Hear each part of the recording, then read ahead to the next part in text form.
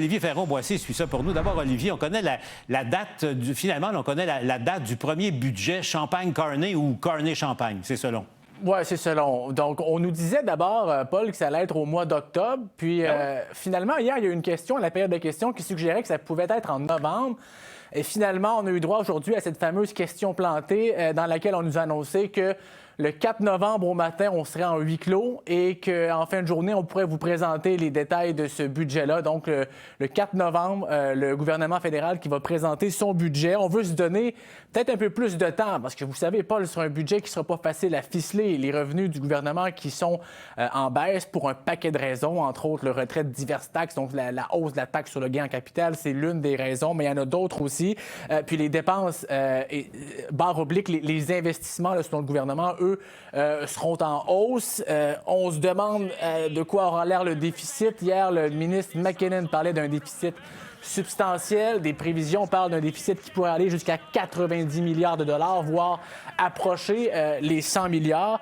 On a posé la question aujourd'hui au ministre Champagne qui n'a pas voulu répondre, nous a plutôt servi une autre délicieuse salade de mots dans laquelle il parle d'investissements générationnels notamment, nécessaires pour bâtir l'économie de demain. Il fait aussi un parallèle, Paul, avec l'après-guerre. Écoutez ça. Ceux qui ont vécu ça, c'était nos grands-parents puis nos parents. Nos grands-parents ont bâti le Canada moderne et là, c'est à nous de bâtir le Canada du 21e siècle. On est vraiment dans une situation où l'économie mondiale est en pleine transformation. On l'a vu, 5 semaines a changé le monde. Moi, je dis souvent, il y a un parallèle entre 1945 et 2025. Donc, ça va être un budget vraiment comme on a vu à cette époque-là où on a dû rebâtir l'économie canadienne. Yeah, quand même, hein? C'est pas rien. 1945-2025, même combat. À suivre, je rappelle, budget le 4 novembre. Olivier, autre nouvelle. Surprise. Pour une surprise, c'est toute une surprise. Et pour une nouvelle ou une décision étonnante, c'est toute une décision étonnante. 5 mois à peine, moins de 5 mois même après les élections, renommé ministre, Chrystia Freeland démissionne du cabinet pour devenir envoyé spécial du Canada pour l'Ukraine. Oui, et puis je vous rappelle, Paul, c'est la deuxième fois en moins d'1 an que la ministre Freeland démissionne du cabinet. La première fois, c'était de son poste de ministre des Finances, là, avec cet énoncé économique.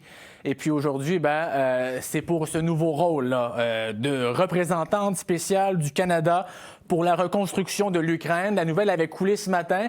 Mme Freeland l'a confirmé par la suite dans une déclaration dans laquelle elle dit que c'est pas parce qu'elle veut passer plus de temps avec sa famille ou que le fardeau de la politique est devenu trop lourd. Non, c'est que ce qu'on me dit aussi au niveau de diverses sources, c'est qu'après une dizaine d'années comme ministre, c'était temps de passer à autre chose pour elle, qu'elle avait de nouvelles ambitions. Voilà, maintenant, c'est son patron, M. Carney, que vous voyez sortir d'ailleurs bras dessus, bras dessous après la réunion du cabinet.